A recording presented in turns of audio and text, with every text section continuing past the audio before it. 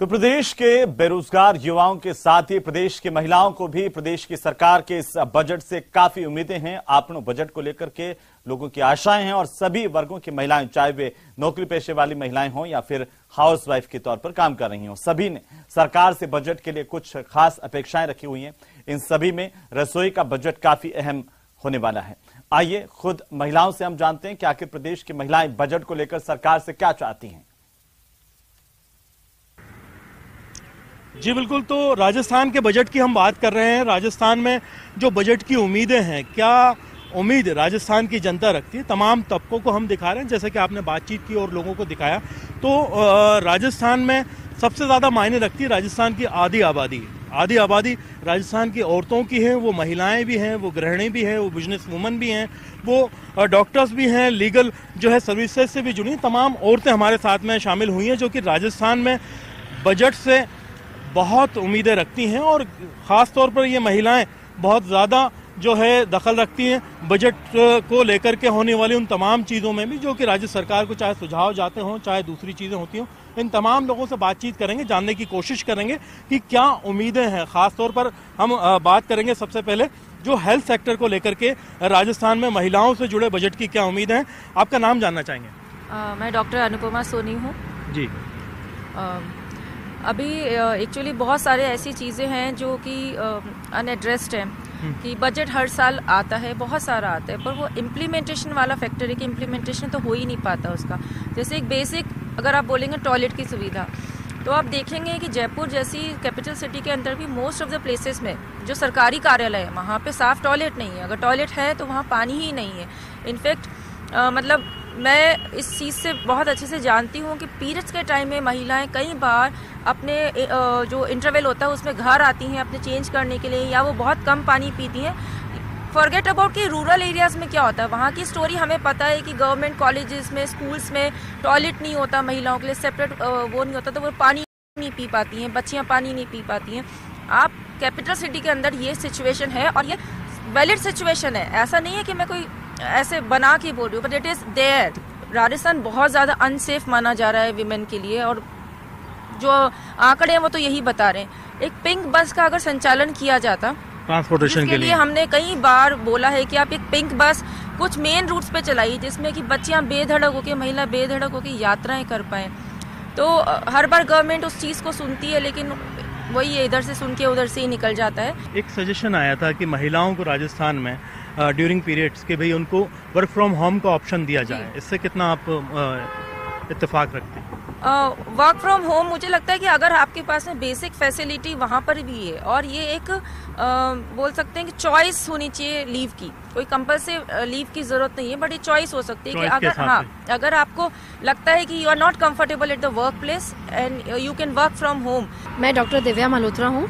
मैं I am a dentist by profession, along with that I am a hotelier. मेरा एक hotel है जहाँ पर मैंने, अगर इस बार बजट से मैं बात करूँगी तो जो सबसे ज़्यादा लोड आ रहा है होटल पे वो है सिलेंडर कॉस्ट। सेकेंड आ रहा है water supply, that has gone industrial.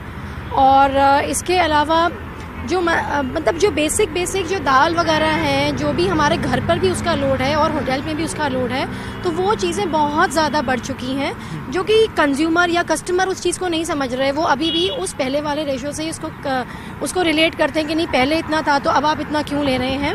As a business woman आप अगर खुद को देखें, राजस्थान में कहा जाता है कि हम महिलाओं को एडवांटेज देते हैं, बेहतर सुविधाएं देते हैं। आपको कुछ ऐसी सुविधाएं अब तक मिली हैं तो लगता हो कि दूसरे किसी बिजनेसमैन से ज़्यादा बेहतर आपको अच्छी सुविधाएं मिली हों जो आपको बिजनेस करने में मददगार साबित हुई हैं? देखिए, सुविधाएं तो हैं ही, ऐसा हम नहीं कहेंगे। सरकारें जब भी रही हैं, हम यहाँ भी अगर खड़े हैं तो सुविधाओं के बल पर हैं। सरकारें सब जगह से सपोर्ट करती हैं, बस वो प्रॉपरली एक उनका एग्जीक्यूशन नहीं है, एक प्रॉपर इम्प्लीमेंटेशन नहीं है। थोड़ा सा अगर चीज़ें सही तरीके से आ जाएंगी तो काम हो जाएगा, और थोड़ा सा सब्सिडी मिलनी चाहिए when a woman is working. मैं अनीता माथुर और हम लोग एक इवेंट कंपनी चलाते हैं। We work from women entrepreneurs. So हम सच्ची यही चाहते हैं कि हमारे साथ ज़्यादा से ज़्यादा लेडीज़ जुड़े, और जो भी बजट आए हम लोग की ऐसे आए कि हम लोग आगे विमेंस को आगे बढ़ा सके किसी भी फॉर्म में। जो भी हम लोग कर सकते हैं हम उन लोग के लिए करें और उन लोग को आगे बढ़ाएं, यही हम चाहते हैं। किस तरह से आगे, मतलब अभी पीछे कहाँ हट रहे हैं? नहीं, क्यों, काफ़ी चीज़ों में हम लोग पीछे ही हैं अभी। हर चीज़ में तो हम आगे आ नहीं पा रहे, मगर हाँ हम वुमेन एम्पावरमेंट के लिए कोशिश कर रहे हैं, हम सोशल भी काम कर रहे हैं बहुत सारे, तो उसमें जितनी भी हेल्प मिल सकती है सरकार से देखते। जो दिव्या जी का एक सजेशन था, जो वेजेस हैं वुमेन्स को, वो अभी बराबरी पर नहीं है, इससे कितना आप मुतमईन हैं, कितना सही मानती हैं इस बात?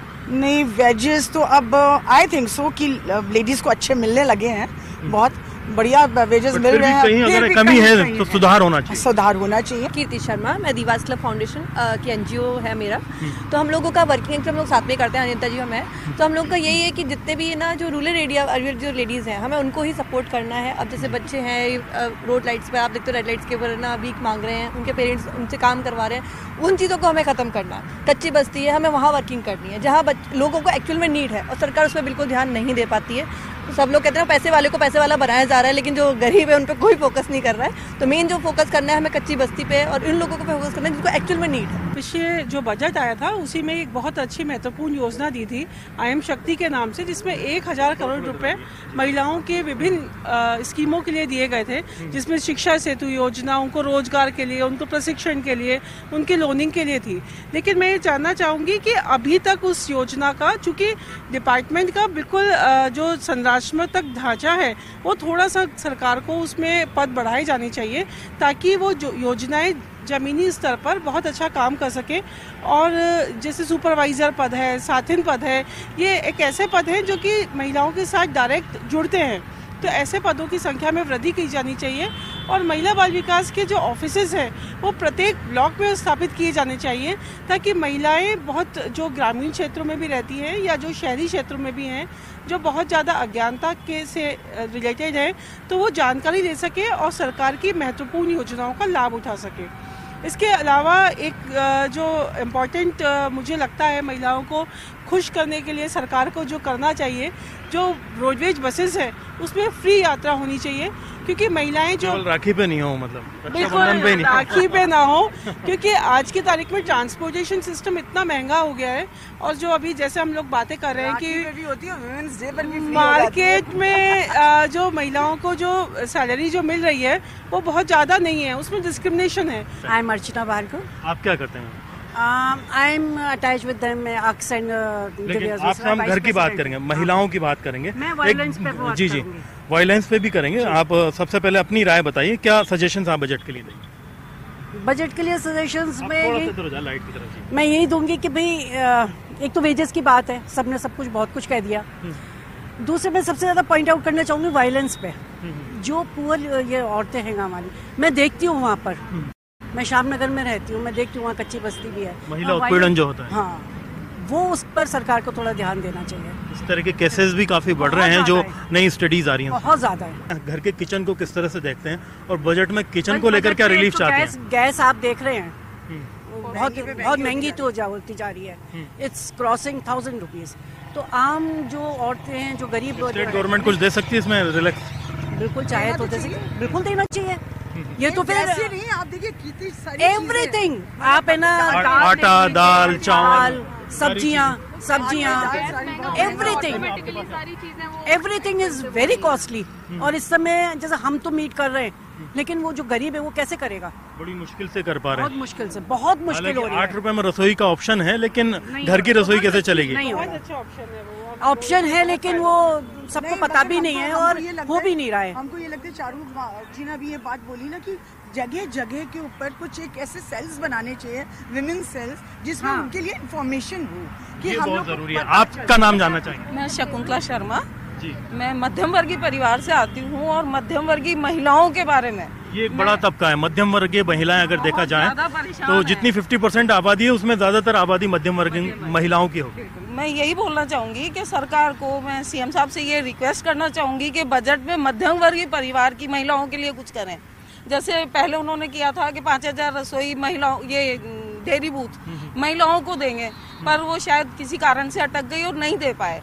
जैसे इंदिरा रसोई है वो NGOs को दी गई, जबकि मध्यम वर्गीय महिलाओं को दिया जाता परिवार की महिलाओं को दिया जाता तो मेरे हिसाब से उनके लिए ज्यादा अच्छा होता। उनको प्रोत्साहन भी मिलता, रोजगार भी मिलता और मोटिवेशन भी मिलता। वर्ग की महिलाएं जो होती हैं वो नरेगा में काम कर लेती हैं, उच्च वर्ग की जो महिलाएं हैं उनको जरूरत ही नहीं होती, बड़ा अच्छा बिजनेस कर लेती हैं। जरूरत सिर्फ मध्यम वर्गीय परिवार की महिलाएं जो होती है उनके लिए होता है, ना वो ऊपर जा सकती ना वो नीचे जा सकती। सजेशंस बहुत महत्वपूर्ण हैं। ये आधी आबादी से जुड़ा मसला है जिसे सुना जाना चाहिए और राजस्थान के आने वाले बजट में इम्प्लीमेंट करना चाहिए, क्योंकि जब तक आधी आबादी का दिल राजस्थान के बजट में नहीं जीता जाएगा तब तक चुनाव जीतना बहुत मुश्किल होगा।